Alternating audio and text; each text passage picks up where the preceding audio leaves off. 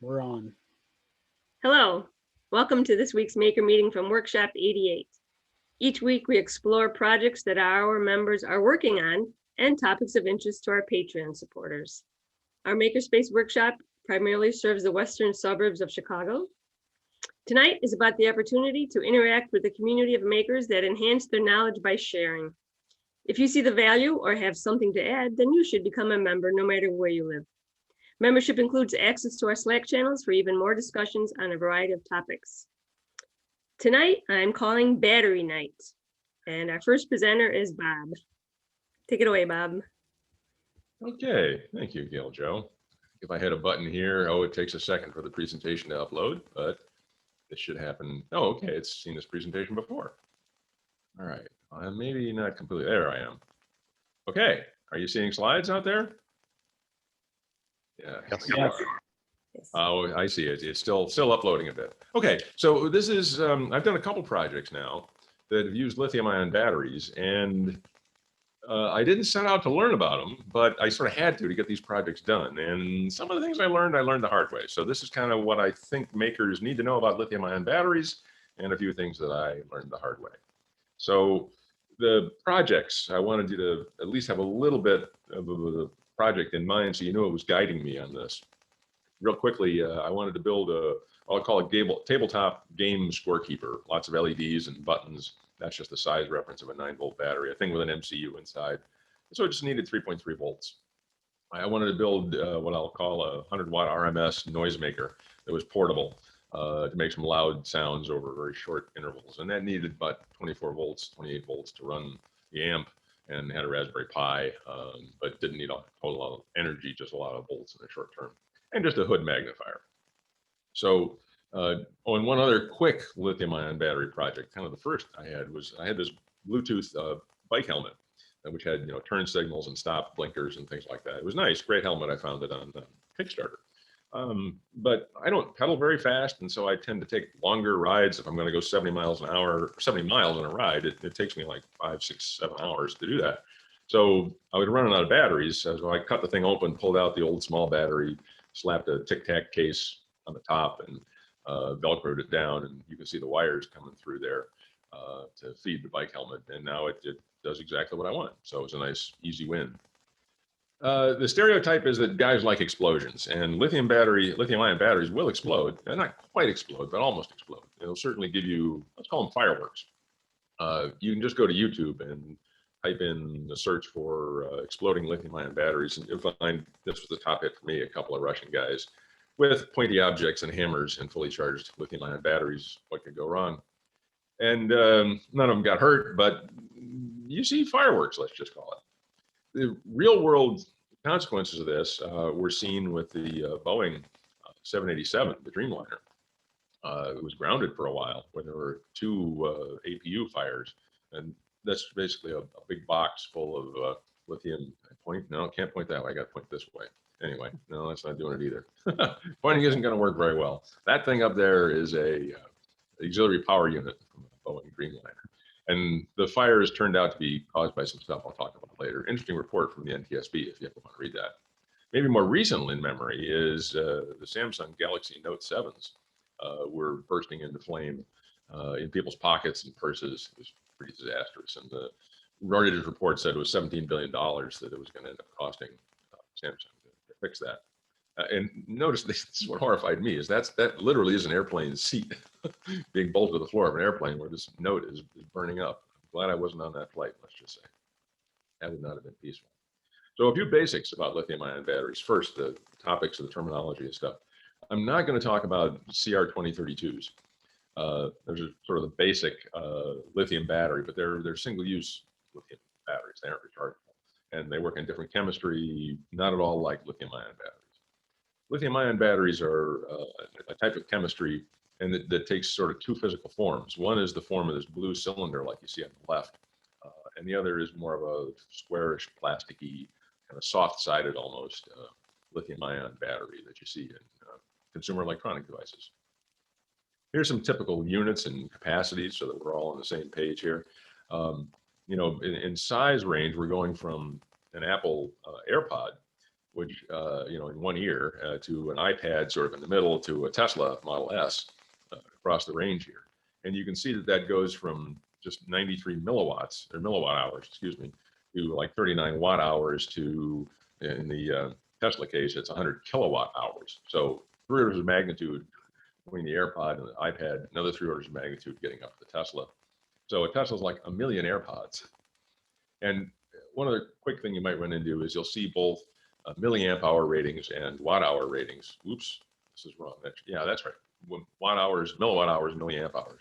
You can convert all those by multiplying or dividing by the battery voltage, at least for an estimate. You should really look on the manufacturer's spec sheet to get that. One last quick point is that watt hours, 1 watt hour doesn't sound like a heck of a lot, but that's an amount of energy. And 1 watt hour brought out of a battery in 1 hour isn't much. It just gets a little bit warm because it's just 1 watt.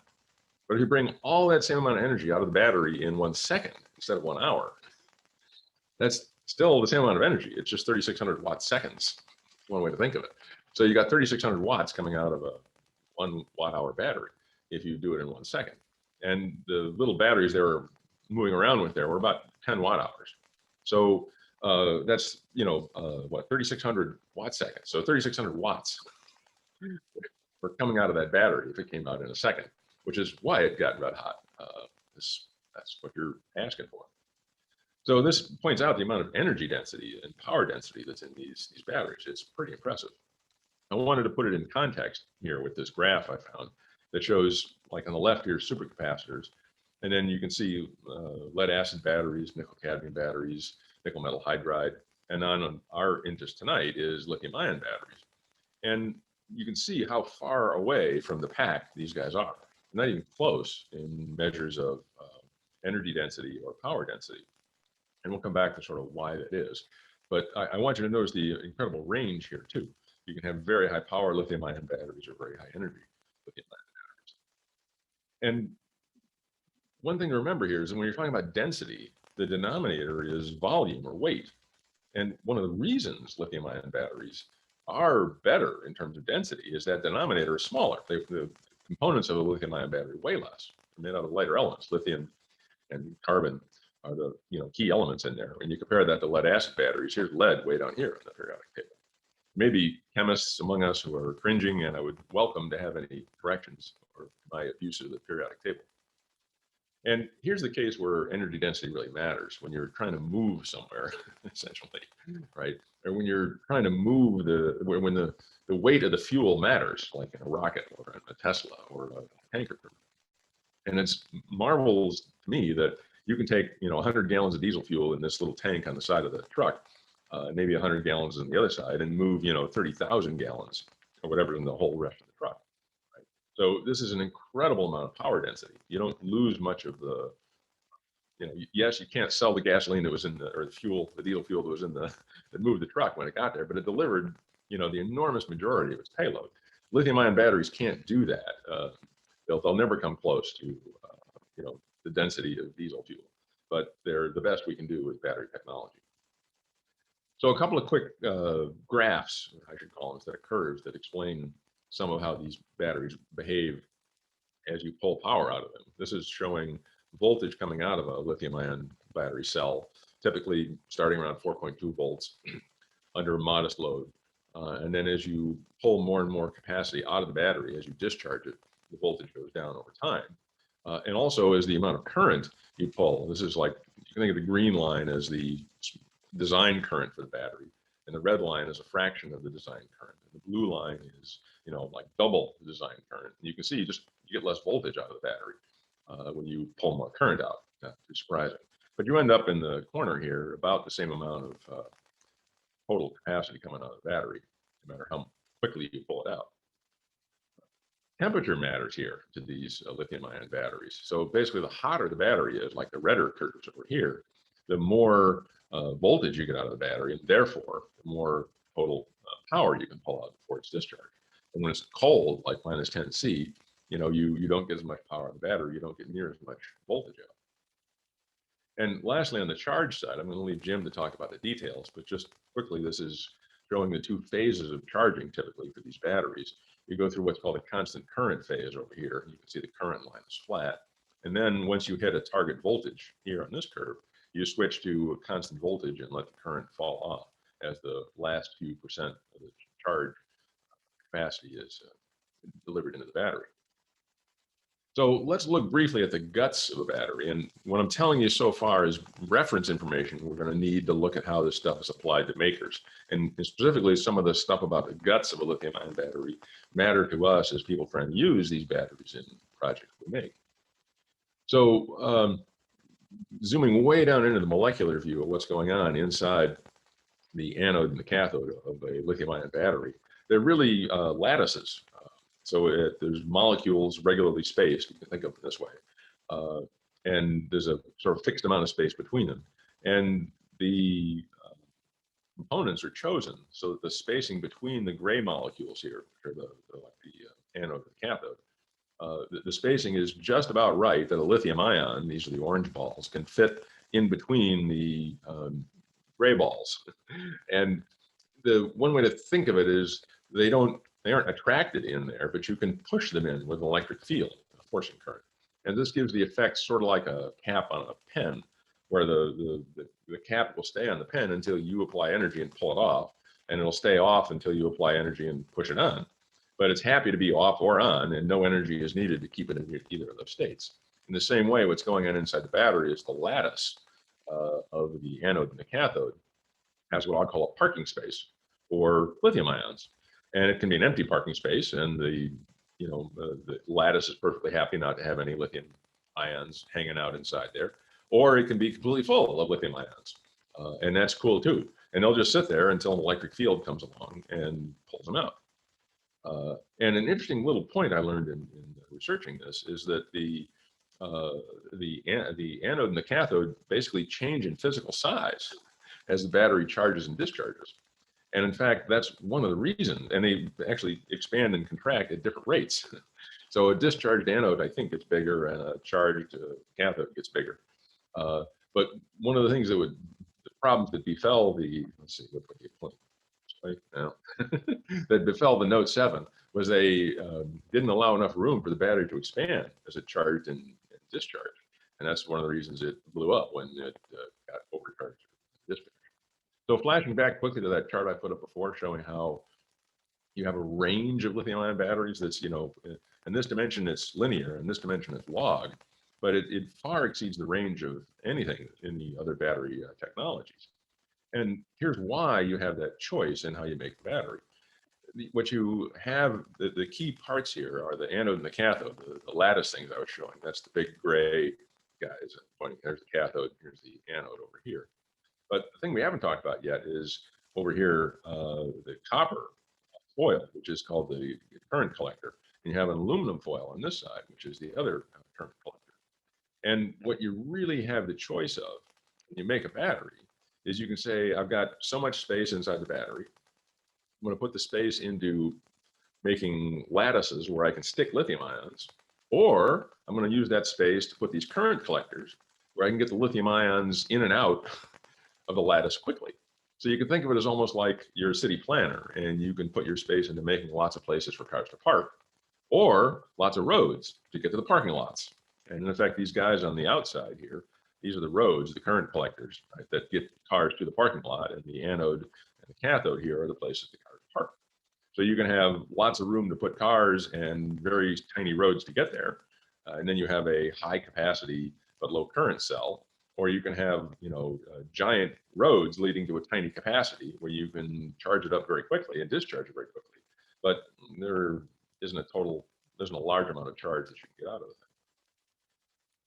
So battery packs come into play here when we want more voltage or more current than you can get out of a single cell. And here's the question I teased on the Slack channel. These are all battery packs I found around the house or devices. And I said, what do they have in common? And in the next slide, I'm going to give you a hint and ask you to unmute yourselves, and maybe someone will know. I suspect one of you will. It's not that hard to figure out. But here's the hint. When I take those same devices and take them off the 45-degree angle and line them up, you start to see something that's more consistent. And I threw an extra hint in the red in the middle there. So let me ask if anybody wants to unmute and say, what do these all have in common? Multi-cell packs. Full of Yeah. 18650s. There you go. Who said 18650s? Jim. Jim, okay, yes, he recognized them. So these red things here in the middle are what are called 18650 cells. I'll define them in the middle, but this size is an important size. So the distance, I guess, from my head to my chin here, because it turns out there's two of those inside this. They're stacked on top of each other. There's three of them side to side inside these power banks that you're used to seeing. There's five of them inside these, drill packs. And this is a vacuum cleaner pack, and this is that's a leaf blower pack. And this is, and you can sort of see it a little bit here on the side when you stand everything on its end. That's the diameter of a 1650 cell, about the diameter of your thumb. And that's these, power packs that are underneath me now are all this same diameter. And it's really the shape of these batteries that drives many of the devices in your home. And but the difference between this drill power pack here and this larger one is just there's two cells in parallel and five in series. So here's a zoom in on one of those packs. You can see very clearly the five 18650 cells up here, and there's five of them right underneath the PCB here. And you'll see these packs advertised as either 18 volt or 20 volt. It's the same cell, the same voltage inside. It's just different spots on the discharge curve, what the manufacturer wants to call it. This I thought was cool, what I discovered when I was researching this. There's a company called Ego that sells these big green power packs. And I didn't quite understand some of the technology they have inside there. It's pretty cool. I'll just highlight, this is their marketing slide, but I'm going to put it in more technical terms. All they're trying to show here is that if you put a lot of cells in series in parallel, you get up to 56 volts, and that's good for delivering a lot of power through small wires and such. But they've also, this arc shape gives them better cooling. So the cells don't touch each other, or at least as little as possible they touch each other. So there's more room for air to flow around them, which keeps them cool, which is good. And the other thing, they call this keep cool cell technology. It's kind of hard to see here, but the middle of each of these cells has a bump in it. There's the middle of the cell is larger than either end of the cell. And at first, when I was looking at one of these things, I thought, well, those aren't even 18650s. But then I watched some YouTube videos and researched more and figured out what they have in there is a phase change material. So this is something which melts at, maybe 35 degrees C or something.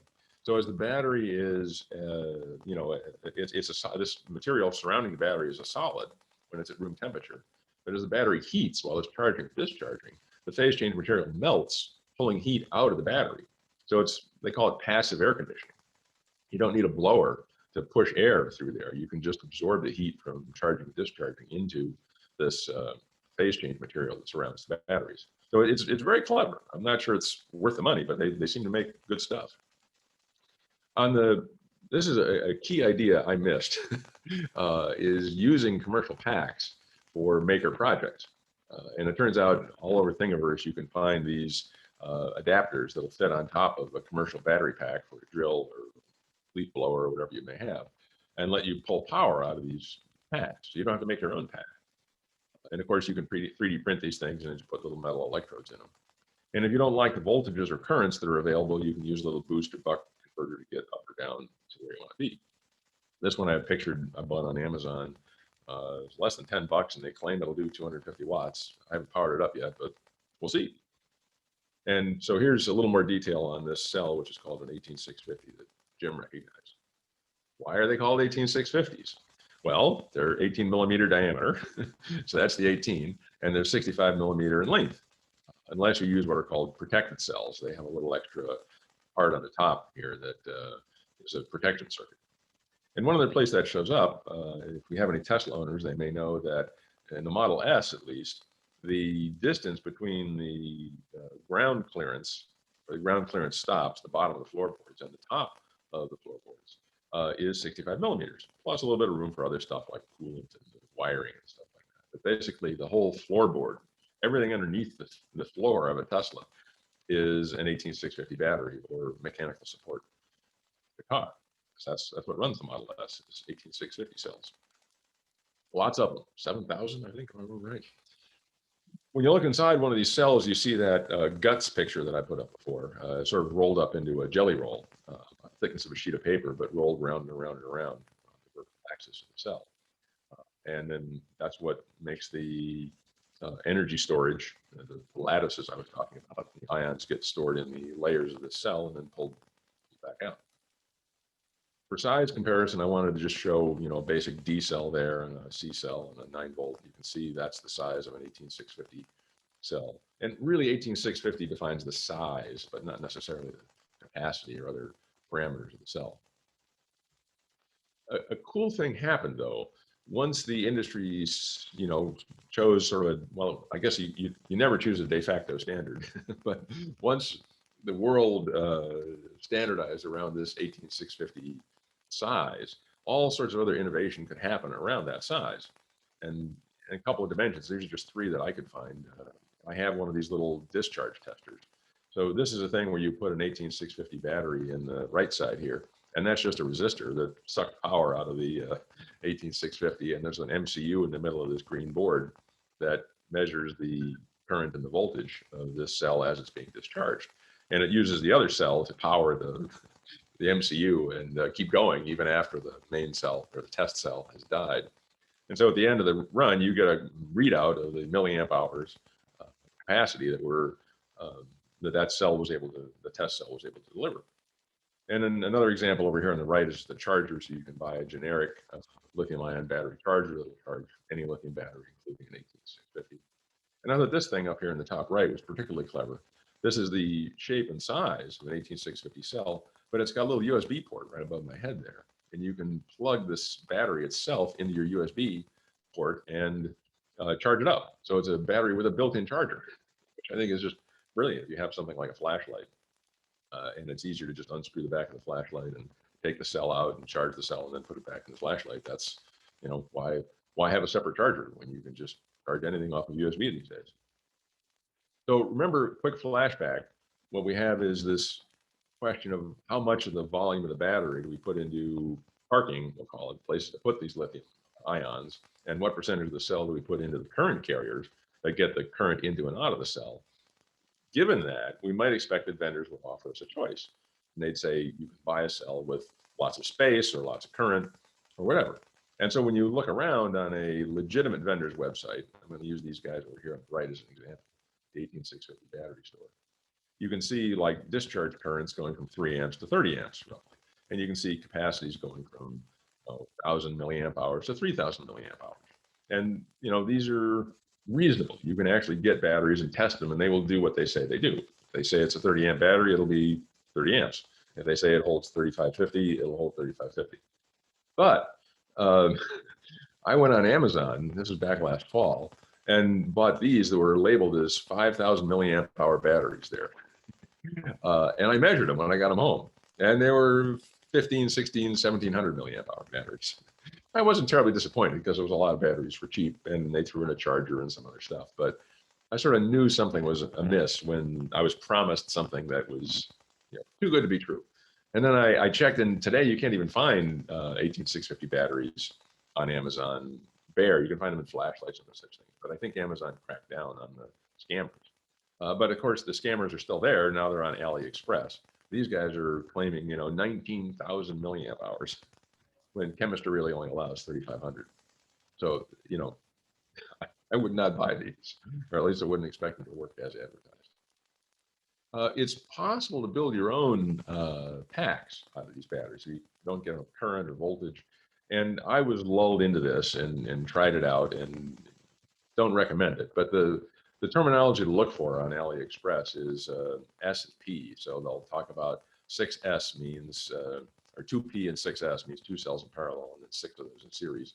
And you can buy these battery boxes that have room for 6 cells, and you can stack those up and build your own power wall if you want. But there are good reasons not to do that, which we're coming to. Safety is one of those key reasons. So ways to mistreat a lithium-ion battery. You can overcharge it basically. And unlike lead acid, you can over discharge, not just deep cycle, but you can discharge a lithium-ion battery so far that it changes chemically inside and stops being the kind of battery it used to be. And you can look at this as a loss in capacity, but it really ain't the same. It's no good from the point of view of, what it said it would do. And of course you can short circuit, overdraw the current. And you can, make them too hot. You can physically damage them. And of course, the guys on YouTube try all these things. And it turns out charging below freezing hurts these lithium-ion batteries. And that's part of what hurt that Dreamliner. They let it sit on the tarmac overnight, get good and cold. They fired it up the next morning, and that meant the APU was charging. And that's when the smoke started. This is just a little clip out of the data sheet for a cell that shows the circuitry built into the cell itself. I'll show you that in a minute. The lithium polymer cells will measure the voltages, measure the currents, and make sure that nothing bad for the battery is going to happen to it. I won't go through all the details here, but basically some of the trouble starts when you put these cells in series, and especially when you put them in series and let them charge and discharge different amounts. And the real trouble happens once you've done that and then try and charge them and in series, because the weakest cells, excuse me, the cells that are almost fully charged quickly charge to full. And then the other cells keep saying to the string, bring on the current, I need more, I want to keep charging. And that pushes the guys who are already fully charged over the top, and electrolyte leaks out, or worse. So the notion of protecting lithium-ion batteries comes in. And protection here means preventing over voltage, over discharge, over current, like we were showing on the slide. And the acronym you see is BMS, for a battery management system. So this little circuit board up here, these are things you can buy on AliExpress. And for a 6 battery or 6 cell BMS, you'll find 7 wires that go to the 6 different ends of the, or 7 different ends of the 6 cells. And that's better than nothing. They're cheap. And as long as your cells are very well matched and charged and discharged the same, you might even be happy with that. A deluxe alternative is what's called a capacitive equalizer. And these actually pull charge off of the most charged cells and push it back into the least charged cells in the pack, redistributing, rebalancing really is what they're doing. One way to think about what we want to have in protecting these lithium-ion batteries is, like I said, the number of wires there. There's one more wire than the number of cells, so you can measure the voltage. And then this little schematic symbol I didn't even know about above my head there, that's the thermistor. So you want the brains to know how hot the cell is. You want it to know the voltage of each cell. And as a result, you want to be able to disconnect the charging current or the load current when things get out of whack. Protect the cell. And a key question for makers is, where do you put those brains? And if you're using an 18650, there really isn't any silicon brain inside there. There's thermal circuit breakers and things, but there's nothing that will measure the voltage. So that's up to you to provide. If you use these lithium polymer batteries, they have a little circuit board on the end there underneath this capped on tape. And that circuit board is measuring the voltage and the current and protecting the cell from electrical abuse, but of course it can't protect physical abuse. So key part of designing your project is figuring out where that protection is going to go, and some of that depends on what battery choice you make. This slide is just showing some of the protection devices inside the battery, pressure release and a current release, and it's more detailed than we have time for tonight, but we can come back to it with questions if anybody really wants to know that stuff. Temperature really matters here on these cells because they work around human temperatures, but not at the extremes. So the key thing to understand is that when you get a lithium-ion battery hot, you reach a threshold where chemical reactions start, and the reactions produce more heat than the ambient. So the thing gets hotter still, and that causes it to get hotter still. And it's a thermal runaway, it's called. So you want to avoid all that. Basically keep them below 80 degrees C, and you won't have problems. This has been in the news recently, this helicopter that we sent to Mars. And as I started researching this, I learned that the Mars helicopter is using Sony 18650 batteries, just like you could put in your project. And of course, the consequence of this is that you're on Mars where the nights are long and cold, and your batteries would freeze. So it turns out the energy from the solar panel at the top of the Mars helicopter is charging the batteries all day long, and the Martian day is warm enough that the batteries don't need much heat. But big percentage, like over 58% of the solar energy that's collected during the day goes into just keeping the batteries warm at night so they don't freeze. Oh, and I wanted to remind myself, I put some YouTube OCR bait on the screen. I'm not going to say those words. I'm just going to see if YouTube can read my slides. And I'm going to say different words that are unusual. Nucleotide, sociopath, regolith. And later, someday I'll Google and see if it's found my spoken words or my written words. Quick thing on user interface, because once you have lithium ion batteries in a device you make, you want to know how charged they are. It's a reasonable question. So how do you drive the user interface? I was using an MCU that had a analog to digital converter with a 1 volt range on it, and I whipped up a little circuit here with 3 diodes and a voltage divider. So I could take a reading from that analog to digital converter and get a feel for the charge of the battery. And this is what I found when I did a couple runs discharging the battery. The vertical axis here is the count coming off the analog to digital converter, and the horizontal axis is the remaining runtime. So this is like an 18-hour run. That's how long the lithium battery would run my little scorekeeper thing. And it's interesting to me that like over 90% of the runtime, the voltage really hasn't dropped much at all. But then in the last 2 hours, it just falls off a cliff here. So you can tell when the end is coming. There's plenty of sign that the demise is imminent just when you watch the voltage go down. And Jim will probably know more about this. This is how I measured the charge voltage. So this is probably stopping somewhere around 4.2 volts at the top of the graph on the left and starting off around low 3s. But note here that that doesn't mean the battery is 90% charged when you've gotten to 90% of the voltage. Jim will go into all those details, I suspect. Knows more about that than me. So integrating these batteries into a project can be tricky. This is sort of a cartoonish schematic of the guts of a MCU board that has a USB port where you can, charge up or program the MCU when you want. And when you have, 5 volts coming in from USB, then you're charging the battery through this charger chip. And you can also be running, while you're plugged into USB, you're running through a 3.3 volt regulator to run the MCU here. The battery is here in the middle, and that's just a Schottky diode that makes sure the battery is not connected directly to the 5 volt line, and the battery is only fed through the LiPo charger. And I didn't want to have to build all that. So I found these things, I wish I'd found these sooner. They're loosely called battery holder MCUs, or in fact, one of them calls itself a Wi-Fi Bluetooth battery. And all it is a holder for an 18650 cell. And then the MCU is on the backside. This model comes with a built-in OLED display. That's the OLED display up there. And a little joystick, a 5-way joystick. But what these all have in common is a power switch there and a USB port here. So all of these have in pink, I've highlighted like the USB ports and the switches on these little guys. And they're just beautiful because it means you don't need to worry about any of that wiring or charging circuitry or anything. You just plug these in, program them, and connect your peripherals and go. So if you haven't discovered those yet, there's a few loose ends I wanted to wrap up starting with a flashback. Remember that I showed that as even when the battery is fully charged, you get less voltage out of it as the current goes up. Right? Well, that tells us something. That tells us there's a resistor in the circuit. In fact, you can measure the internal resistance of the battery by looking at how far the voltage drops as you increase the current of the battery. Well, the thing that tells us with a resistor inside the battery is that it's making heat as you charge it and discharge it. So there's an alternative to that if you don't like that heat, because it's really that heat that limits how quickly you can pull the current out of the battery.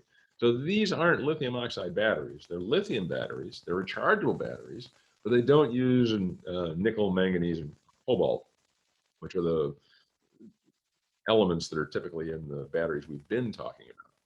So these blue guys on top are examples of what are called lithium titanate oxide batteries. And one thing that differentiates them is what's called their round trip efficiency is great because you're not making the cell hotter. You can think of it as though the internal resistance of the cell is effectively zero. Like pretty much over 99% of the power you put into that thing, charging it, comes back out when you discharge it, which is great for solar, and which is great if you want to get the power in quickly and get it out. So, for peak intensity, the LTO batteries are amazing. And they're closer to lead acid in their native voltage. The other thing on the bottom here is LFP batteries. And both these types of batteries have much longer cycle life. Instead of like 500 cycles before they're dead, these go into the many thousands of cycles. They cost more up front, but for a solar installation or something like that, they can be very helpful. Oh, and again, I've got my keywords on there for if it's OCRing my text. If they're listening to me speak, I'll say nucleotide sociopath regolith. And a few parting shots and I'm done. Don't do this. I needed 24 volts and I needed 8 volts. And so I tapped the middle of the string here. And what this meant when I built my own string of lithium batteries was that the bottom battery here was always more discharged than the top two. And that meant when I went to charge the string, the bottom guy was always, or the top guys were overcharged. So don't do that. Do use consumer packs. I wish I'd known that trick when I was originally designing this. And the other thing, because there's such a variety of battery shapes and sizes, think about that before you do things like lay out circuit boards. That's something I didn't do. And as a result, I was sort of limited in the sizes of batteries I could choose because of the geometries I chose in circuit board. So summary slides quickly, just some knowledge I wanted to see that everybody got. Lithium ion batteries are the most energy dense battery that's commonly available. And they come in a couple shapes, the cylindrical kind like the 18650 or a flat rectangular battery, which is often called a lipoly battery. They're sensitive to physical damage and temperature extremes and electrical abuse, so don't do those things. I didn't mention this. Once you get a lithium ion battery burning, it's effectively impossible to put out. Because the fact that it's full of lithium oxides means that as those things burn, they're releasing oxygen. So you basically cannot smother a lithium fire. It's going to burn until the fuel is gone. So just run. Just run away. So the typical, voltage range is like 3.2 volts to 4.2 volts. Nominally, you can think of it as 3.7. You can get quite a few amps out of these things and about 10 watt hours for one cell. You can combine packs. Okay. And then some advice, if you're building a handheld device, you probably want to use those lithium polymer batteries. If you have more space and you can build your own battery pack, I suppose, or use a drill battery pack. And you certainly need to do that for the larger budgets. Oh, another thing to watch out for, when you buy a battery, see it there, yeah, it'll very often come with a connector on the end, and there is no good standard for these connectors, not even in the shape. And even if you get the shape right, the positive and negative can change based on vendors. Adafruit is consistent, but be very careful that you don't say, oh, look, this battery fits in that MCU and plug it in, because positive and negative might be reversed. Oh, so here's the end. Yeah.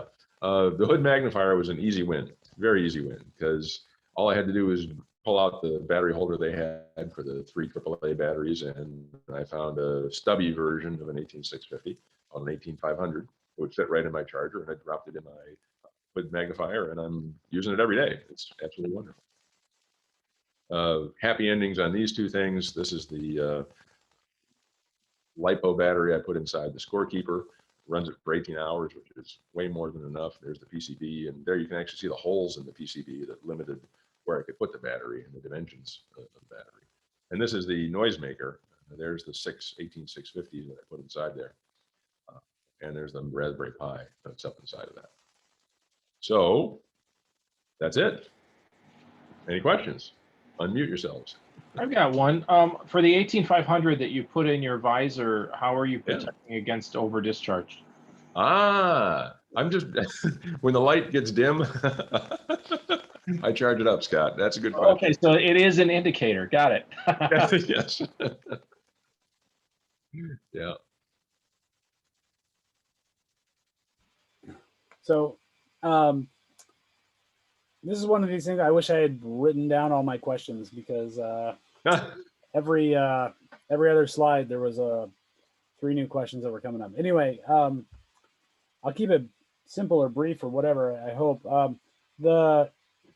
I think you referred to them as smart MCUs that you were talking about at the very end, that you recommended just going with those. Yeah.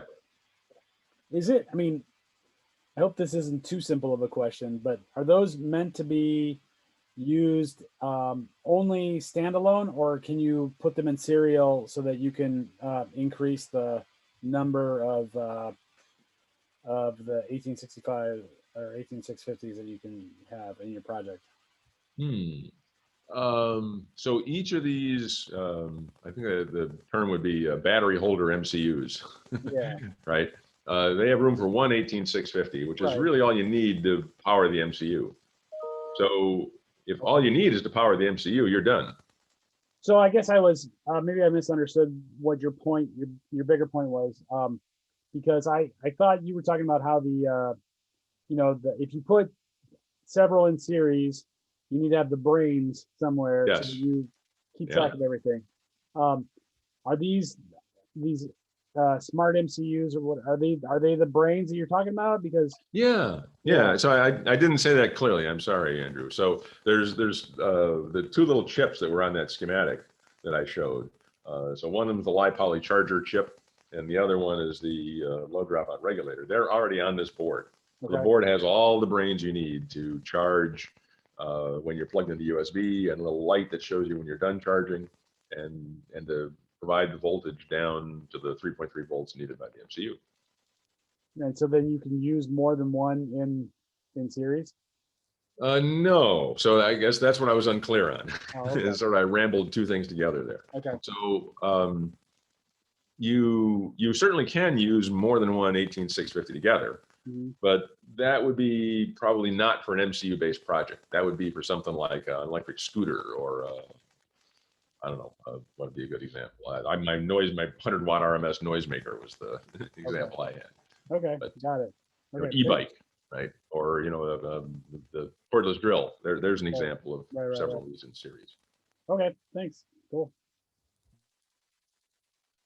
Jim, did you catch any mistakes I made? Not no, just different stuff, and I learned Okay. some stuff from that too. Good.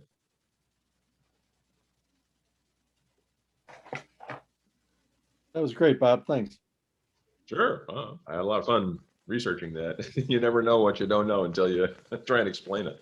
And then you still confuse things. Like I was hopping back and forth between the two projects. The little, the scorekeeper project here, this has got the little lithium polymer thing in it. And then the bigger portable speaker thing was the thing that needed, lots of these put together. Mostly because of the current and voltage. You did say that you mentioned that the flat battery packs have logic in them, or protection, or brains. When you get flat battery packs for radio controlled projects, they're just raw cells. Aha. That's a good point. special case where you might want to be a little more careful. Yes, good point. So I didn't even talk about the LiPo batteries that are used for like RC boats and planes and things like that. And they are way up there on that curve of high current and not as much capacity. And you look at the diameter of the wire, it's like 4-gauge wire coming out of some of those packs. They're full of copper and aluminum, right? Because they're meant to deliver their 100 watt hours or whatever they are, in a matter of minutes, and it's over. And So you still, need a lot. be very careful not to over discharge them. That's Yes. that's the game we're always playing. Yes. Yeah, because what I learned is that essentially in that, if you think of the voltage curve I showed there, you're, as long as you stay between 4.2 and about 3.2, you're really just pushing lithium ions around. There's not even really anything you'd call electrochemistry going on there. You're just parking cars, right? But once you let it fall below 2 point some volts, now all of a sudden chemistry is happening, and you're getting metallic lithium, plating on there, and that is a reaction you cannot reverse. When you when you put the voltage back up high, the plating doesn't go away; it stays there, and it wrecks the battery essentially. So that's what I mean. The battery is physically harmed because the electrochemistry changes when you get outside that range of 3.2 to 4.2 volts. And you mentioned the temperature sensitivity too. If I took any of my aircraft outside today, And it's, right now it's March 2nd in Chicago, and it's just unseasonably warm, but I still wake up to 25 degrees Mhm. Fahrenheit, below 0 Celsius. If I take those batteries outside and fly them, they won't last but Right. half a minute. So And don't charge them. That's the real damage. yeah. Yes, because that's when you. So there's two ways to get the lithium plating, right? And so one is to over discharge. The other is to charge them when they're cold.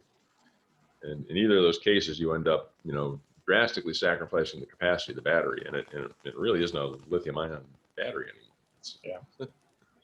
Those battery holders, and I posted a link, the MCU battery holders with OLED display. Yeah. Those are really neat. I hadn't seen those before. That what an all-in-one, solution. That's great. Thanks for sharing that. It is. They're absolutely wonderful. And this is one of the smaller ones, and so you can see that compared to the, they are not very big. They take little tiny lithium-ion batteries. Well, and the other thing I glossed over is the fact that not only is this USB port available as a source of 5 volts to charge the battery, there's a USB to serial chip on here. So, as soon as you plug this thing into your PC, you're charging the battery, and you see the serial port, you need to program the MCU. So it's just like everything you need. They call it a dev board, development board. So you may have said this, Bob, but I'm curious, when you have that that MCU that has the single 18650 in it, what kind of runtime do you get out of that? Well, when I was running this project, which has 24 LEDs and 8266, 18 hours is the Okay. line, Peter. And so, have you done anything to try to extend that, like experiment with the sleep modes or anything like that? I'm wondering if there's any way to get days or weeks out of it. No. Well, most of the energy in this project goes to the LEDs, Right? not the right. MCU. But yeah, I don't know if the hardware of these allows that sleeping to happen. Okay, Because my understanding is that some pin needed to be set. I wondered if you'd tried that. So I have not. Good question. So, and then I can't resist, just because we were talking about 18650s, and I can't resist sharing this. This is something I shared on a call some months ago, but this was a Thingiverse thing. I have a whole bunch of these Black & Decker tools that use these old nickel metal hydride or NiCad battery packs that are 3.6 volts, and it just happens that those are expensive and hard to come by, if you can even find them now. Mm-hmm. But they're just a little bit bigger than an 18650. So thanks to Thingiverse, someone has come up with this little gadget that lets you turn an 18650 into one of these Black & Decker VersaPack batteries. Nice. And they're a pretty close match in size, and they have significantly more capacity in an 18650 than you get in one of the old NiCad packs. Yeah. So it's kind of given a new lease on life to some of that old equipment. Yeah, along those same lines, I was impressed when I looked at Thingiverse, because if you say like Ryobi to Makita adapter, they've got, any brand of power tool, they've got the adapter to go from one to the other. Hey, Peter, I just looked up those boards have the Wemos 8266, ESP8266 on them. And while it doesn't look like the GPO is brought out to the edge, it's much easier to solder to than, the little ESP01s or anything. There's a big pad for you. I don't think it'd be difficult to make the connection. Okay. All right, good to know. In fact, on this one, I needed one more GPIO pin than was available. So there's a little yellow wire that I soldered on there because I needed one more pin. So it was very easy. What are these, castellated, I think they call them? Very easy to solder to. Those cheap 18650 cells where the capacity is very exaggerated, Yeah. are they still are they worth the money, or is it a waste of time? Are you better off buying the more expensive honest capacity batteries? I guess the way I'd explain it, Phil, is at the time I bought them, they were good for me because they came with a charger and I needed something quick, and you know, they were available, and I wasn't expecting. I mean, right away, I mean, I knew because I could see I could buy any capacity I wanted for the same price, and I just knew that was not. I mean, I was not disappointed by them, but I would not use them as my only batteries, and certainly not if I cared about runtime. So right after that, I went and bought some real Sanyo, Sanyo, Panasonic, and a few others make good, legit batteries.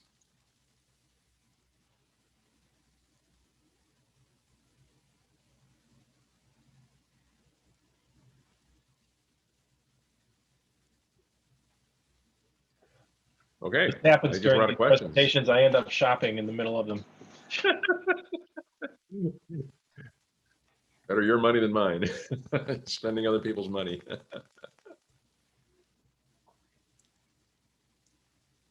Jim, I'm out of Well- questions and answers, so I guess it's over to you. Sure, Thanks, Bob. I'll talk a little bit. The lithium batteries were kind of scary for years because, oh, well, you got to have a special charger and so lithium batteries were kind of scary. And so I just ignored them. And I was doing nickel metal hydride or something those were fine. But I have changed my tune.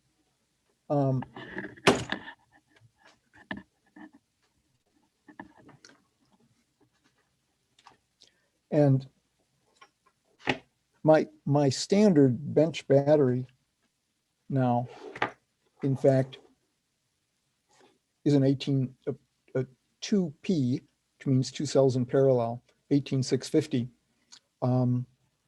And this just lives on the bench, and it's when it's charged up, it's about 4 volts, and that's enough to run an Arduino. And there's a huge amount of capacity here.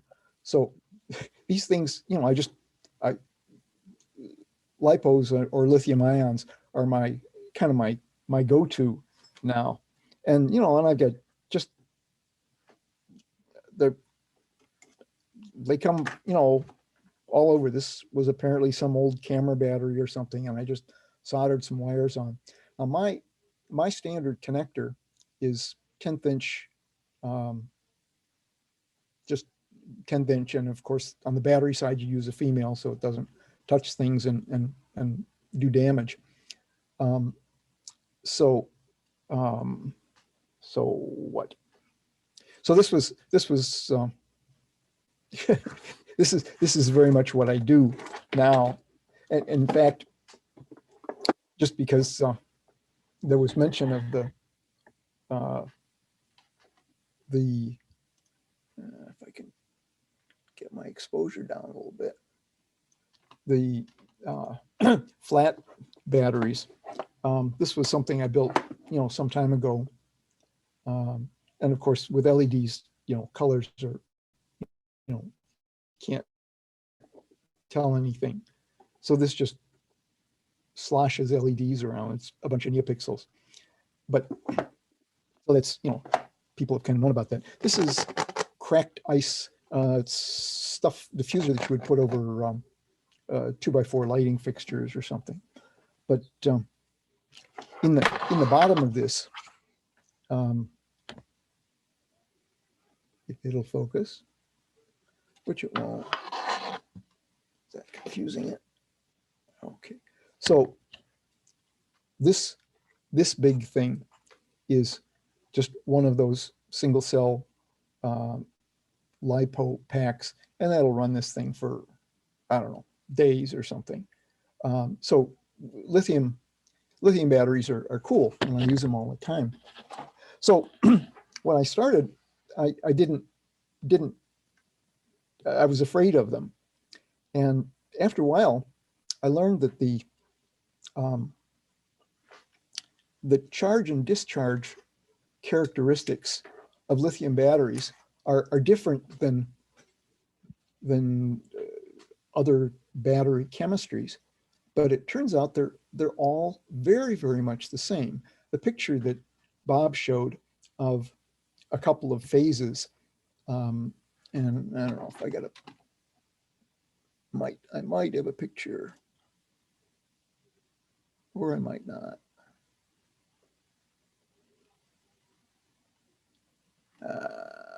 Not that I can find. But the deal about charging these things is the top voltage, after you've mostly charged the battery, is critical. It's dead critical. But and they're all the same. If you got a lithium iron phosphate, that's a slightly different chemistry, and it's a little different. But all the lithium batteries, all the lithium ion, LiPo, top out at 4.2 volts. And as long as you honor that, you're good to go. Now, if you got a little dinky battery, so this thing is, I don't know what it says. It's not going to say. If I look at this, 150 milliamp hours. And it's not going to focus. For something like this, compared to, my two 18650s in parallel, the charge current, the bulk charge current for this is way, way different than this. They're both going to top out at 4.2 volts, but the charge current is way different. So it turned out that I found, how do I talk about this?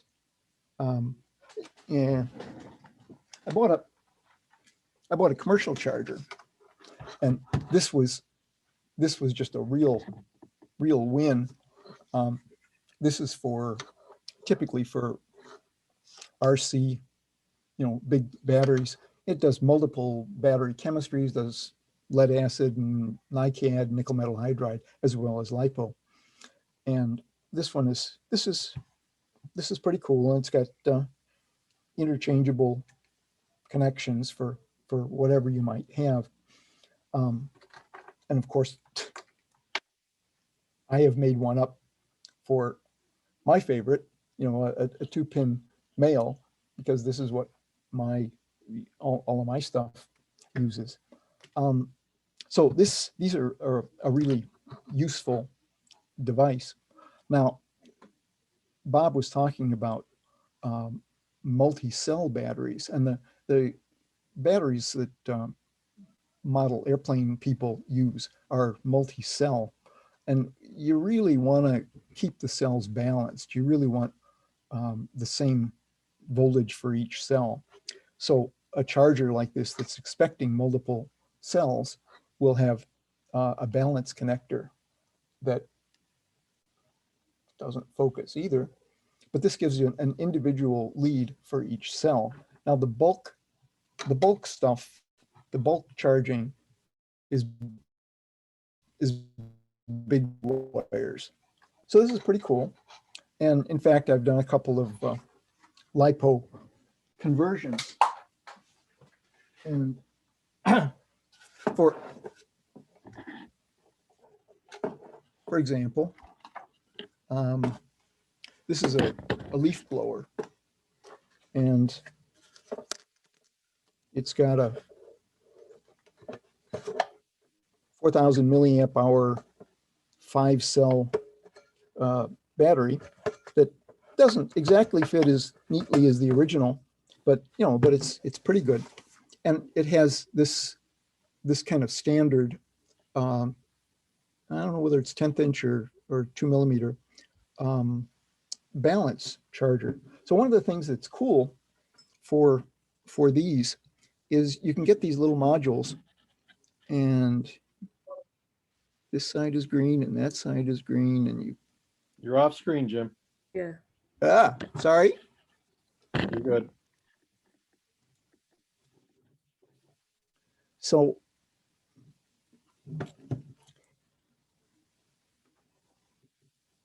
what this does, there's just a little processor, goes through all the batteries, reads the battery voltage, and, just kind of tells you what's going on. So this is, for a practical, gee, did my balance charger really get my cells all to about the same thing? This is, just a pretty cool, cheap thing. It says test voltage 2.8 to 25.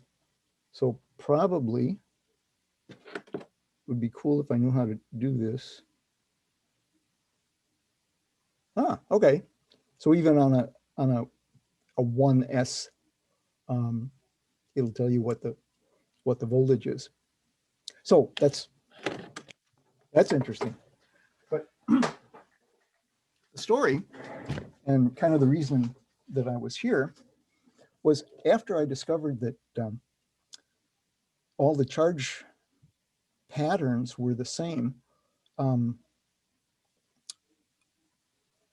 If you had a charger that knew to stop at 4.2 volts and knew, what the bulk charge was, bulk charge rate, heck, that'd work for most anything. And I found these little cheapies. I don't know, they're $1 or $2. And it's USB in because this is a single cell version. Because 5 volts is obviously enough to charge a battery up to 4.2 volts. And so there's really nothing to it except this charge controller. And this one has my mark on it. It's got a double male, or it's got a 2-pin male so that, I can use this to charge, whatever my battery of the day is. I can't get it to focus, but I can get it to charge.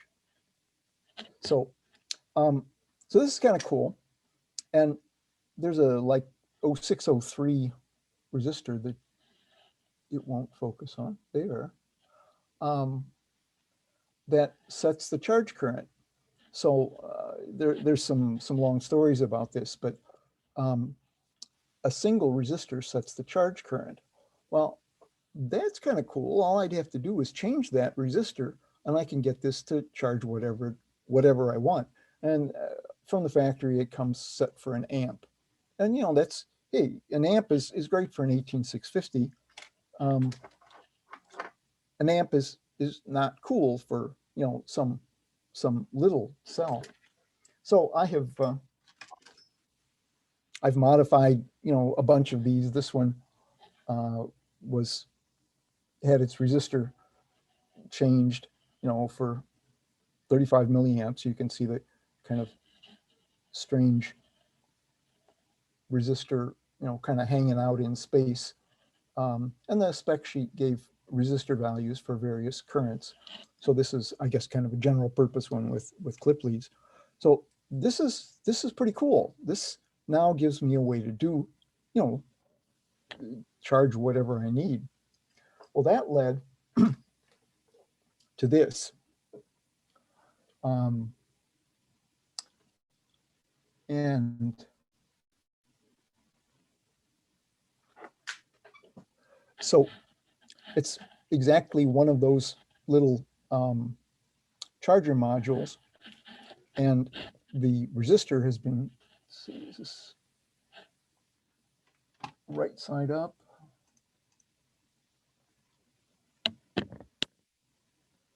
Oh, I never know which way these things go. And there's a cheap device called a charger doctor that's just goes in series with a USB connection and shows the voltage of the system and the current that's being drawn. So I just kind of put them into a package. And so now I've got, so this is kind of telling me what's going on, but I can set the bulk charge current, between like 80 milliamps and an amp. And so this is really, kind of a general purpose charger. Now, the problem is if I'm putting 5 volts in, and if we're cranked all the way up and there's some battery that will actually take it, Obviously, the current right now is 0 because it's not charging anything. I suppose if I tried,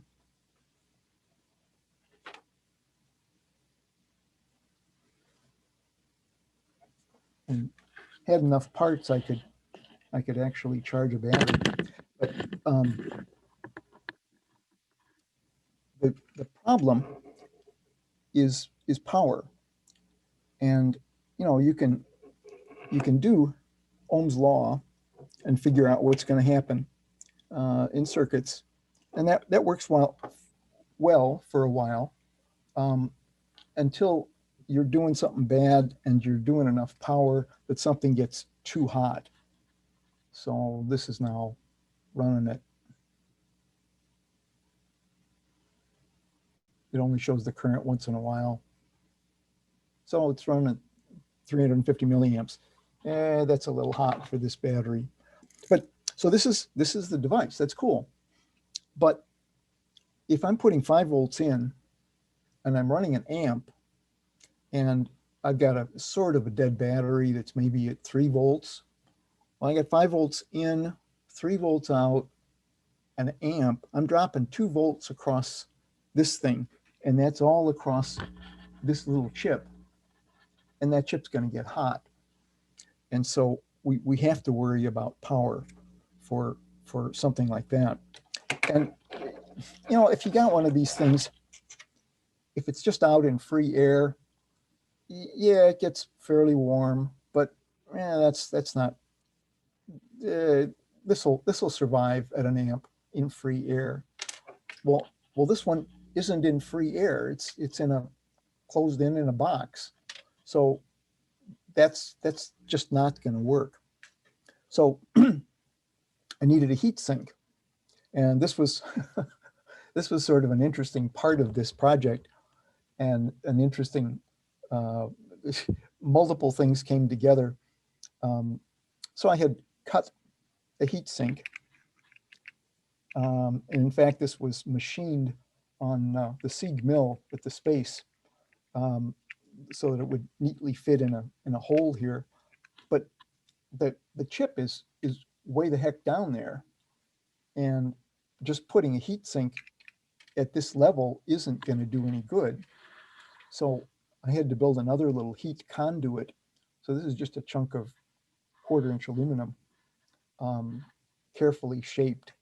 And I don't know if you can, this is about the only view, and you can't really see.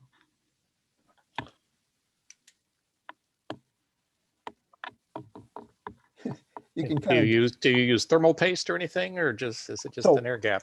yeah, well, there's long stories about that. So I was going to do thermal epoxy, and okay, well, which one do I use? And it looks like JB Weld probably would be okay. What you want is the least thermal resistance all the way from the chip to the heat sink. And so there's 2 junctions in there. One is this aluminum block and the heat sink. And the other is, and I don't know if you can see, there is a way to assemble this that there's a little bit of slop. I can't hold this and show it at the same time. So I think if I do thermal paste on the chip, then this will smush down into it, and the heatsink will be epoxied to the case. What I want to do is some thermal tests. I want to put a DS18B20 under the circuit board, let it get hot, run it up to an amp, maybe with a resistor as a load, so I can control how much voltage is across it, and see how hot that gets, put this in, see how hot that gets, see if I can convince myself that, yeah, this is actually going to be safe, in the worst case condition. But I also needed the connection, the thermal connection between this chunk of aluminum and the heat sink. So this was the surface of the heat sink. So this is aluminum brazed. So this is AlumaWeld. So I got I got very motivated to get the aluminum brazing stuff working so that I'd have essentially a solid piece of aluminum here. And it has worked. I don't have a good way to measure the thermal conductivity through there, but I think it'll be, fine for the application. So anyway, I just thought it would be cool to have this generic device, and now I can charge most anything at 80 milliamps or an amp or anything in between. And this one was really intended to be left at the space. So there's even some, instructions and stuff. I don't know whether I'll leave this one at the space or make another one or what, but this is, so I've gone from being afraid to do lithium batteries to, well, hell, I can just build this generic charger and, as long as it's lithium ion or LiPo, hell, this will work just fine. You got to look at the battery and come up with an appropriate charge current. And that's an actual user obligation. And part of the deal, one of the characteristics of cells is the capacity. So this will be 18650s or maybe 2000 milliamp hours, something like that. The rate, and you can, 2000 milliamp hours is, nominally you can do 2000 milliamps for an hour or 1 milliamp for 2000 hours. But that's not correct. It's not really linear. But there is this idea that if I was going to discharge this in 1 hour, so this is 2000 milliamps, its C rating is 2000 milliamps. So that's a kind of a standard way of talking about batteries. It wouldn't necessarily actually last an hour at 2 amps, but so the deal is batteries are rated for their discharge in terms of C. So a hot RC pack, I don't know, Pete can probably, give me good numbers. A hot RC pack is maybe 50 C. So is that in the right? That's in the right range. Yeah. So that means that got a C rating on it. I can't see it. Oh, 65 C. Sure. So you can get that to discharge in not in 1 hour, but in 1/65th of an hour. So most of these things, if you charge them at under 1 C, you're pretty safe. These big honking RC batteries, you can probably get away heavier. So if I were charging some little dinko guy like this,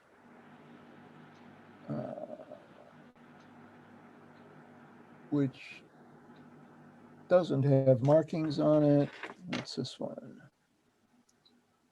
This one's actually got numbers on it. 850 milliamp hours. So charging this, if I had to, pick a number, okay, how am I going to charge this? Well, I want to charge it at under 1 C, 1/10 of C, which means 1/10 of the numeric value that the capacity expressed in milliamp hours, in milliamp hours. The 1/10 C is pretty much safe for any battery. So with this guy, 850 milliamp hours, if I charge this at 85 milliamps, nothing bad's going to happen. And you can always go low. That's fine. And it'll cut off at 4.2 volts like it's supposed to. But you just don't want to go too high. So that's kind of how you make a determination of, how you want to set the bulk charge current. So that's mostly what I wanted to say. These LiPo, these little LiPo batteries, they're just great. An Arduino is spec'd nominally for 5 volts, and at 5 volts, it'll run at its usual 16 megahertz. If you run it on 3.6 volts, it's out of spec. It's really only supposed to run 8 megahertz or something. 95% of Arduinos will run just fine, thank you, on a pretty well charged LiPo cell. And man, when you've got this little battery, so this is just some neopixels and a tiny 85 under there someplace if there was light, and just a hack to my standard connectors. So just having this little LiPo, you know, you've just got a power source for, you know, for most anything you want. So the batteries are great, and I'll quit.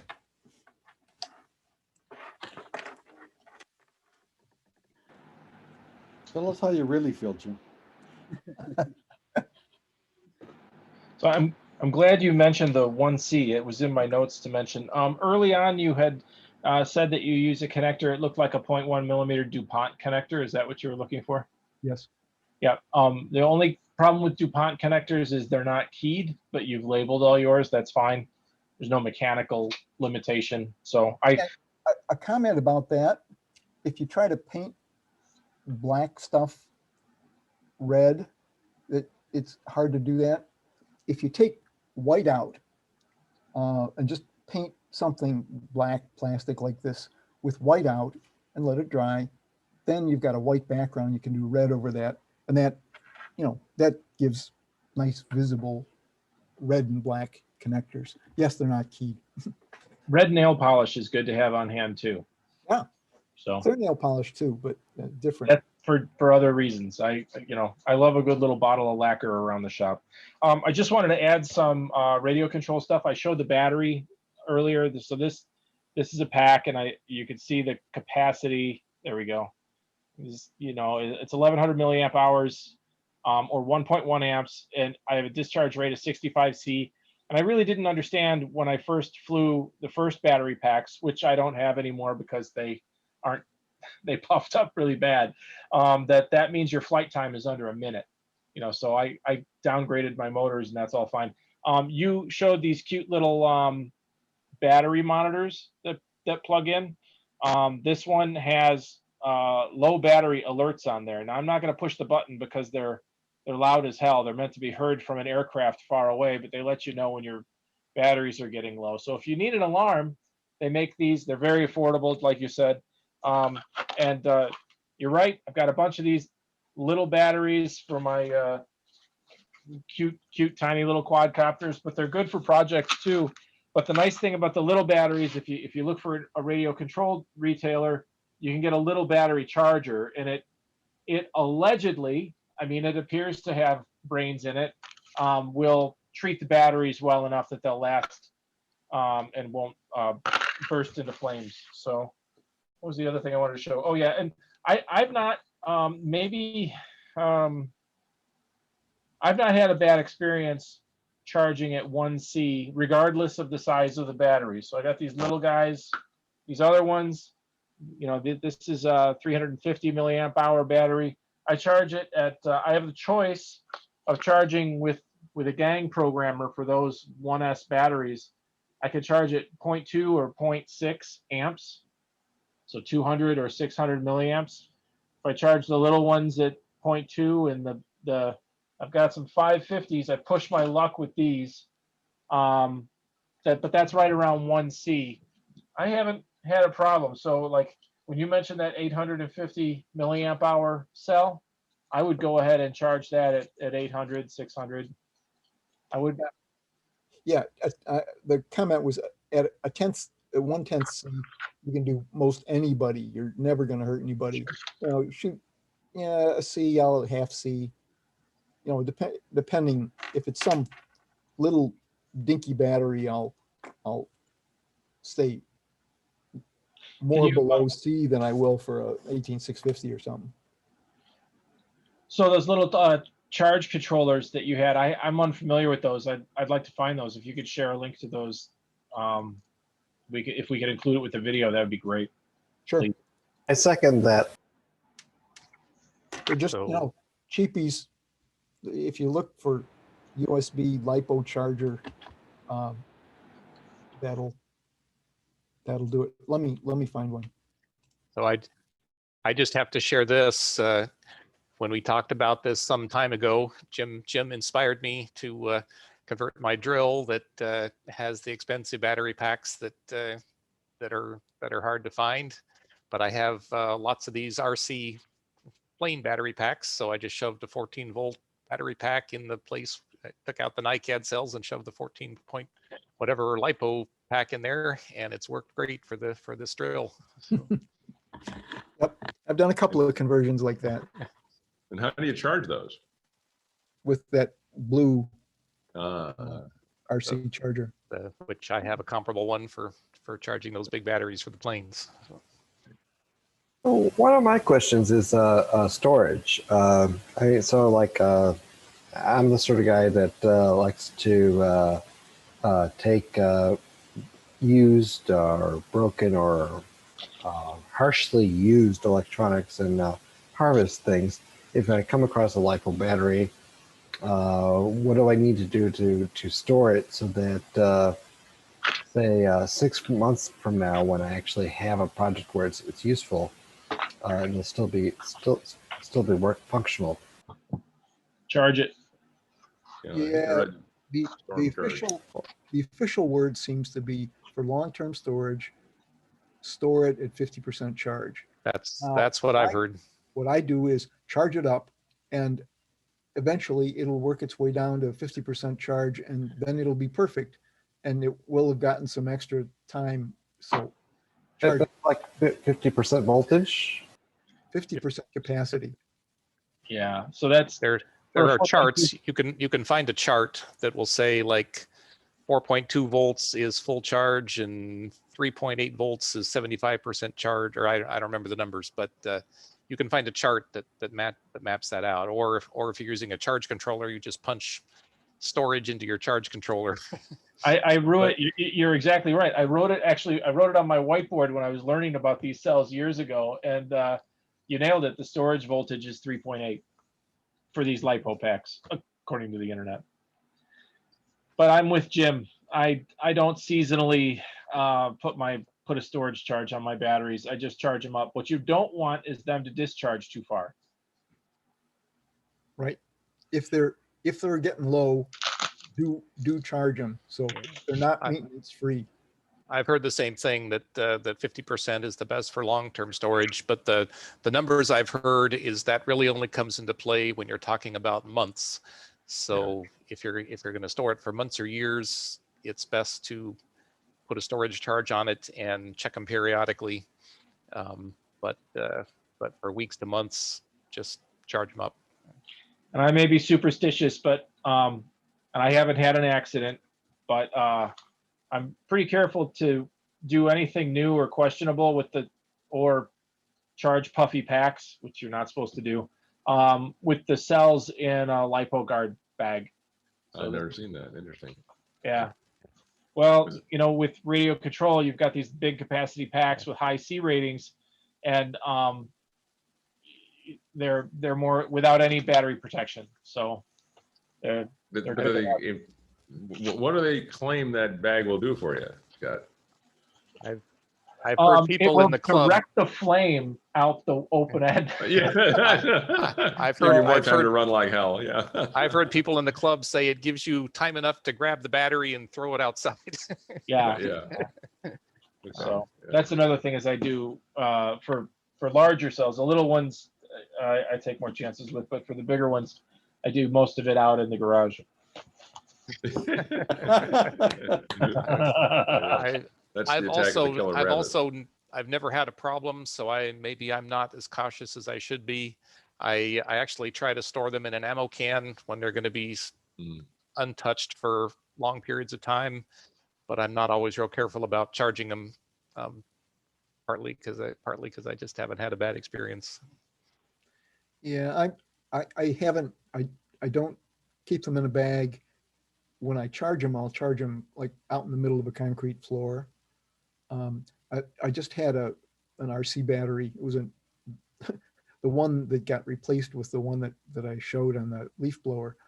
And I was trying to bang it up so that I could just have one in my hand to show that cell charge or voltage thing. And it made a couple of noises, and and some of the cells were clearly bad. And I wasn't in a position to do anything very good with it. So I took it out and put it on the sidewalk, 15 feet away from the house, outside, away from anything, because I had a Zoom call to do. But if once they start to get puffy, or if they're doing something weird, no, I won't even mess with that. I want that someplace that the fire isn't going to do much damage. This one, if you guys remember my phone, which I completely disintegrated. Yeah. This one worries me, and as I shake it around on my Zoom call, because it's been clobbered by the snowplow. But I don't know how to get the battery out of here. The adhesive on it is so good, and I really don't want to start prying and twisting on a lipo pack that's already been. You got to heat it up. I think if we just pry very gently with a spudger, you'll get it out.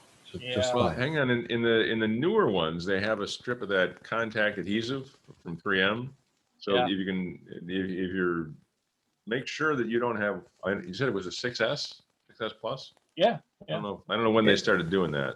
It's not. But if you, yeah, I had to replace the battery for my wife's iPhone, so I pried it loose with a very gentle nudging with a spudger.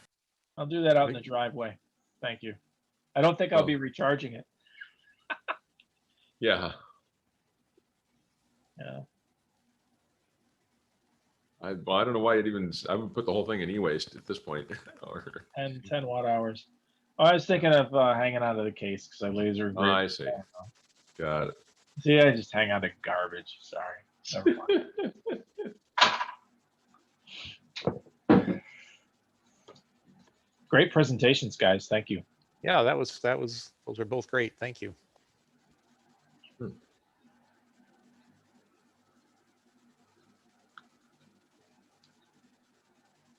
Have you guys, has anyone else puffed a battery?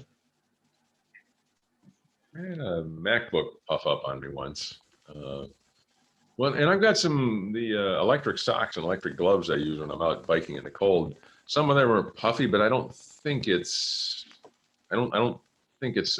I think it's. Well, I don't know. I'm going to cut one apart someday. The pack still works. It's still charged. I had an iPod that the screen was going a little flaky, and I took it into a fix-it shop, and they showed me, it's puffing out the back. Yep. I did have that in a phone. It was actually puffing the screen, so the glass display on the screen was starting to bow out, and you could see in from the side. It happened to my mother-in-law. I had a phone that it pried the case apart. That's essentially what mine was doing. It was it was prying it up from the middle. So I guess the reason I'm looking at the things I have that might be puffy and not worrying is because I can still compress them easily with my fingers. It feels like they're not puffy with mechanical force, but just like balloon puffy, like the outer layer is puffy. There's a My understanding is that is what puffy is. It's not that they just get big and solid. They get. All right, then maybe I have. What about disposal? What are you guys use? Any of you, anybody on the Zoom call right now? What are you doing for battery disposal? Because I don't know. At a certain time, it seemed like there was you could take just about any rechargeable battery to like certain stores, and they would take it. But things seem to have changed over time, and I don't know. What is anybody doing for battery disposal these days? Everything I've read online for lithium polymer or lithium ion batteries is discharge them completely and you can throw them away. They're inert. We went through a long discussion just in the last month or so on the RC group about that, and people had their own favorite ways. But between the consensus of the discussion and what we found online was exactly that. Don't throw them in salt water. That's Yeah. what I did. You saw me do that online, and that is wrong. And the reason is that the battery will act as it'll begin electroplating. So one of the terminals will donate metal, and that terminal will completely dissolve before the battery can fully discharge. Hmm. Oh. So that's an old, I think it's an old wives' tale. I don't trust that at all. So the consensus was to put some kind of load on it, like a resistor that will allow it to fully discharge without pulling too much current. So you don't want to short it or use a very small resistor, but leave it for several days so it's completely discharged. Short the terminals together and throw it away. So there's Ohm's law for you again. It's, Quarter watt resistor. Go ahead. it seems a shame though to throw lithium away because lithium is not a common element. I don't know.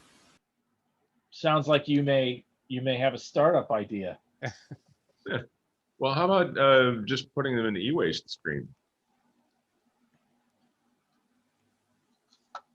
Well, yeah. So that's kind of what I was getting at. Is it seems like for a while you could go to like Home Depot or even Target, and they would have a little bin that you could throw rechargeable batteries. There's probably a lot of people that do that just because they're not always easy to get out of equipment. But I think in general I would not do that if I had a choice.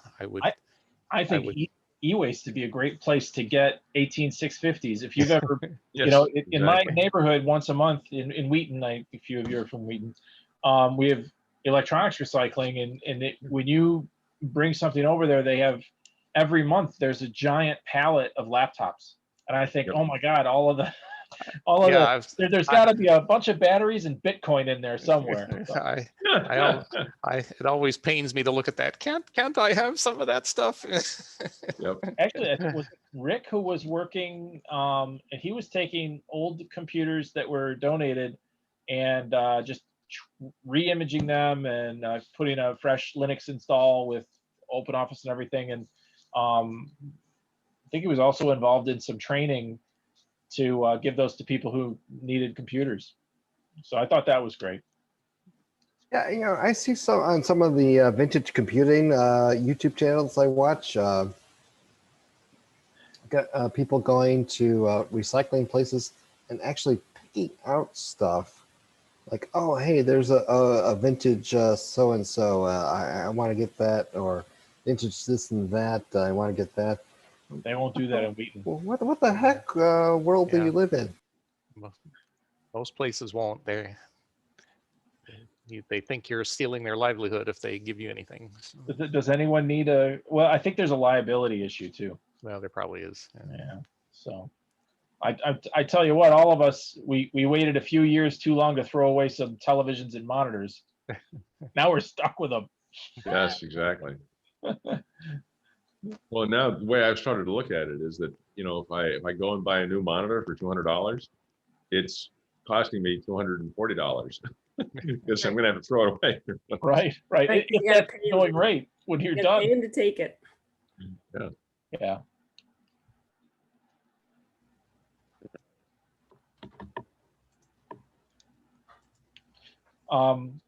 I think Wheaton also, to my astonishment, said to throw away alkaline batteries now. Really? I don't know if that's related to COVID or if that's No, just, I've heard the same thing that they don't really have hazardous stuff in them, and unless you have huge quantities, just throw them away. And if they're not taking him anymore, what else could you do? Well, I thought it was funny. So recently I had to get rid of some alkaline batteries, and if I went to Naperville's website, they'd say, "Oh, go to the company that's doing our waste management right now," and then you go to that company's website, and they say, "Oh, well, go to your." It was a circular thing, and it seemed like nobody really wanted to take. I got a bunch of fluorescent bulbs outside of my office that are dead that I've got to get over to the store. I think Home Depot still takes them. So The hazardous City waste, Wheaton the used to take- hazardous waste facilities will take those. Wheaton stopped. I've got 8-foot bulbs. Oh, boy. Yeah. Yeah. So I like fluorescent bulbs, except I think I already have enough. I thought Naperville would take those, but I yeah, they haven't won't done light my fixtures, but I'm sure Phil can light them up. Yes, exactly. Uh, Maybe you don't even have to take them over to Phil's place. He can just turn on his coil, light you up at a distance. Wait a minute, Phil's place. And I would understand old rechargeables had nickel metal hydride and nickel cadmium. So I mean, getting rid of the nickel, that And the cadmium Yeah, is yeah, nasty those stuff. Yeah. those are hazardous waste, but right. So, but they're not. Well, and I harmful at all think too, in the old days, alkaline batteries had mercury in them. yeah, I think then- they've eliminated that. They've eliminated that. Yeah. Alkaline batteries are still the best place to get a carbon rod for all kinds of elementary school science experiments. Do they Yeah, have carbon I think rods? cadmium is worse than lead, pretty much. I thought alkalines didn't have the carbon rods. I thought you had to. I I thought thought that they was the did. old carbon zinc ones. Yeah, that's what I thought Oh, too. maybe I'm. Heavy duty. You know what? I'm not going to tear apart batteries. That's bad enough that I've been puffing them up.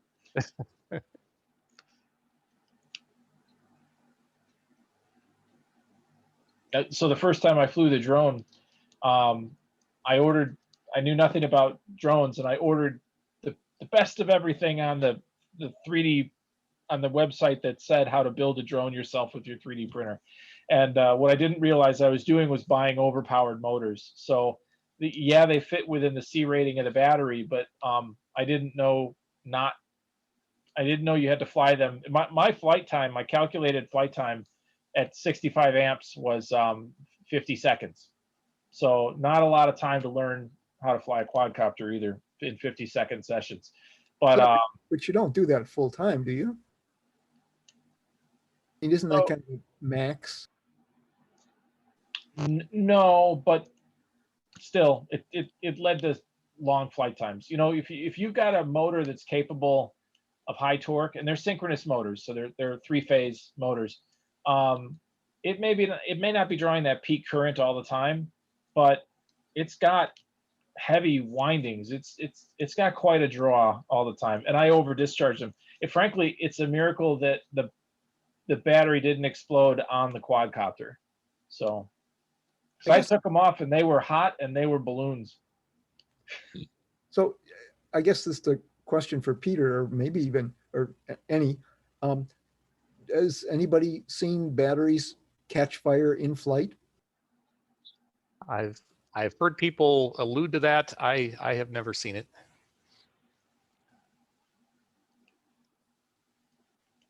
Me neither. Is anybody in the RC world using the phase change air conditioning for the batteries that you know of? I Wouldn't think that'd add much mass. I haven't heard of that. They're usually, I mean, they're very weight sensitive. So even if they're not adding very much, and they're usually people do use like 6S and 8S packs, but yeah, I've never heard of it. Maybe I don't know totally the reason. I guess another reason is your flight times are usually comparatively short. So 5-10 minute flight times would be typical. How long it takes to discharge a battery. So they might get warm in that time, but maybe they run down before they have a chance to get overly hot.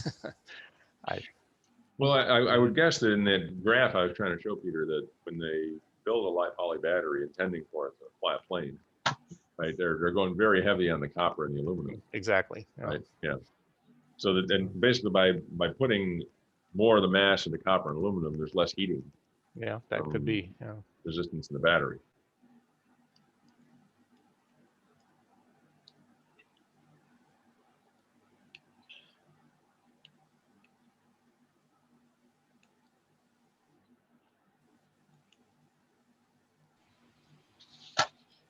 Have we completely discharge this. I'm fully discharged. Yeah. I have no more light to shed on this topic. Well, then, we hope you enjoyed the show. there you go. Remember to like, subscribe, follow us on Twitter and Facebook and all the socials, and And ring hit that bell. Yeah, ring the bell to get notifications. And no matter where you are in the world, you can join us on Patreon and participate in our community. And it not only helps the club, but it helps build like-minded individuals and it help us talk about creative topics like this more regularly. So stay healthy, keep making, stay creative, and see you next time. Thanks all. Thanks, Bob. Thanks, Jim.